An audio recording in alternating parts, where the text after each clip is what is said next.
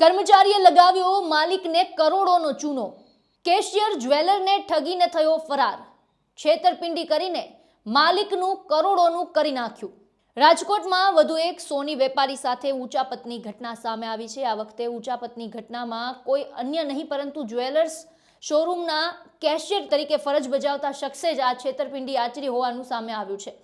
Cashier દ્વારા ગ્રાહકને ખોટી અલગ અલગ સ્કીમ બતાવી રૂપિયા પડાવ્યાનું અને જ્વેલરના નામના જે ખોટા વાઉચર છે તે બનાવ્યા હતા અને એ મળીને કુલ 1.99 કરોડની છેતરપિંડી આચરી હોવાની જાણ થતાં શોરૂમના માલિકે કેશિયર સામે ફરિયાદ નોંધાવી। તાલુકા પોલીસે કેશિયર હિતેશ પરમાર સામે ગુનો નોંધ્યો અને વધુ તપાસ હાથ ધરી છે। મળતી માહિતી પ્રમાણે મનીષ પટેલ નામના સોનાના વેપારીએ પોતાની ફરિયાદમાં જણાવ્યું કે આરોપી હિતેશ પરમાર 2022થી કેશિયર તરીકે નોકરી કરતો હતો, ત્યારે હાલમાં જ ઓગસ્ટમાં તેની ગેરવર્તણૂકના કારણે તેને નોકરીથી છૂટો કરી દેવાયો। તેના બાદ એક ગ્રાહકો શોરૂમ પર આવ્યા અને તેમણે 2024થી 2025 દરમિયાન સોનાના દાગીના ખરીદ કરવા જુદી જુદી રકમ અર્જુન જ્વેલર્સ ખાતે હિતેશ પરમાર પાસે જમા કરાવી હોવાનું જણાવ્યું અને આરોપી હિતેશ દ્વારા ગ્રાહકો પાસેથી રોકડ લઈને અર્જુન જ્વેલર્સનું વાઉચર પણ બનાવી આપવામાં આવતું।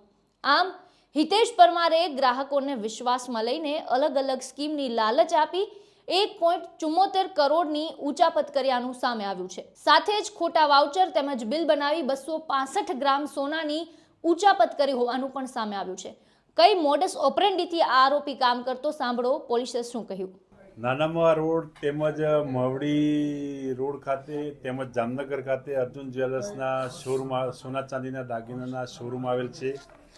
તે બાબતે તેના કેશિયર હિતેશભાઈ શૈલેષભાઈ પરમાર રહે બોરસદ, જિલ્લો આણંદ નાઓએ પબ્લિકને ટૂંકમાં જે ગ્રાહકોને વાક ચાતુર્યથી પોતાના વિશ્વાસમાં લઈ અને અલગ અલગ ગ્રાહકો પાસેથી રૂપિયા લઈ ખોટા વાઉચરો બનાવી તેમજ જ્વેલર્સની શોરૂમમાંથી સોનાની ગિન્નીઓ લઈ અને કુલ 1,99,67,000નો ઉચાપત તેમજ વિશ્વાસઘાત કરી ગુનો કરેલ છે।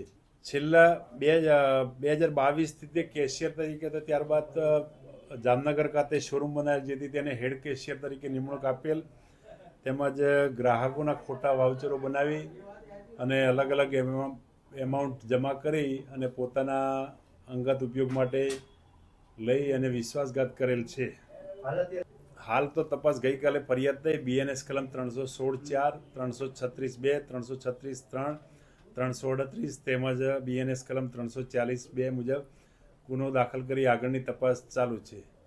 ખોટી સહીઓ કરી ગ્રાહકોને તેમજ એ રીતના ખોટા વાઉચરો બનાવી અને ગ્રાહકોને આપેલ જે ખોટા દસ્તાવેજોની એમાં કલમો લગાડેલ છે। ગ્રાહક દ્વારા ફરિયાદ નહીં કરે, ગ્રાહકો જ્યારે આને છૂટો કર્યો ત્યાર પછી 1 અઠવાડિયા પછી 3 ગ્રાહકો અંકિતાબેન રૈયાણી, ચિરાગભાઈ વલ્લભભાઈ ખોંટ તેમજ વિમલભાઈ ધીરુભાઈ ખોંટ નાઓ અર્જુન જ્વેલર્સ ખાતે જઈને વાઉચરો બતાવતા કે ભાઈ અમારે આટલું સોનું લેવાનું છે।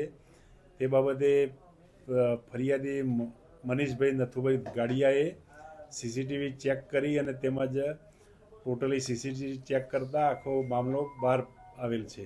હાલ તો પોલીસ દ્વારા આ સમગ્ર ઘટનાના CCTV ફૂટેજ તપાસના કામે કબજે કરવામાં આવ્યા છે અને ફરાર આરોપી વિરુદ્ધ ગુનો નોંધી તેની તપાસ હાથ ધરાઈ છે। આ આખી મોડસ ઓપરેન્ડીને લઈને આપનું શું માનવું છે, આપના શું વિચાર છે, અમને કોમેન્ટ બોક્સમાં જણાવો અને અમારી ચેનલને સબસ્ક્રાઇબ કરવાનું ભૂલશો નહીં।